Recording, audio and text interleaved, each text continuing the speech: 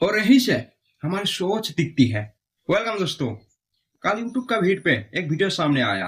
कुछ दोहे, कुछ पंक्तियां, तो कुछ सवालों का छाया।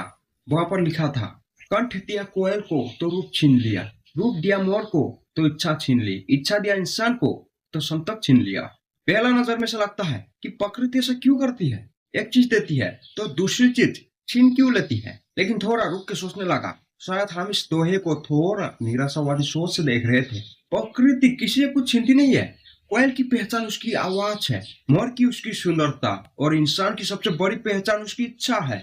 लेकिन यही से इंसान की कहानी थोड़ी अलग हो जाती है, क्योंकि इंसान की इच्छा सिर्फ इच्छा नहीं रहती, क्योंकि उसी इच्छा से डर पैदा हो सकती है, प्यार पैदा हो सकती है, नफरत पैदा हो सकती है, गुस्सा पैदा हो सकती है, जलन पैदा हो सकती है। पहला इच्छा पूरा हो जाए तो दूसरा जन्म लेता है, दूसरे के बाद तीसरा, तीसरा के बाद चौथा, और इंसान सोचता है बस इच्छा पूरा हो जाए।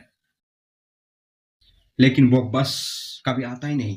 और इंसान और संत को समझने से पहले हमें मोह माया को समझना पड़ेगा। मोह माया का मतलब ये संसारी झूठ है नहीं है। फूल भी सच है, शरीर भी सच है, पैसा भी सच है, रिश्ता भी सच है। बस ये सब हमेशा के लिए एक जैसा नहीं रहता। फूल खिलेगा, फिर मुरझा जाएगा, शरीर जवान होगा, फिर बूढ़ा होगा, पैसा आएगा, फिर चला भी जाएगा, रिश्ता बनेंगे, फिर वक्त के साथ बदल भी सकते हैं। मुंह माया का मतलब उस चीज को हाल हाल में पकड़ के रखना है जो बदलने वाले हैं। और यहीं से ये वाली दोहे का मतलब अलग दिखाई देती है। संत से शायद संसार छीना नहीं गया, बस उसने दुनिया को और एक नजरिए से देखना शुरू कर दिया। शायद उस संत को यह समझ में आ गया कि ये डर, गुस्सा, नफरत, प्यार, जलन, ये सब तो सच है, लेकिन हर बार इस सिचुएशन में डूबना जरूरी नहीं है। समस्या इच्छा होने में नहीं है, समस्या तो अब शुरू होती है जब हम उस इच्छा में डूबने लगते हैं। ये मेरा है कहना अलग बात, लेकिन ये हमेशा मेरा ही रहेगा ये मान लेना वो अलग बात है। एक में रिश्ता है और दूसरा में पकड़ है।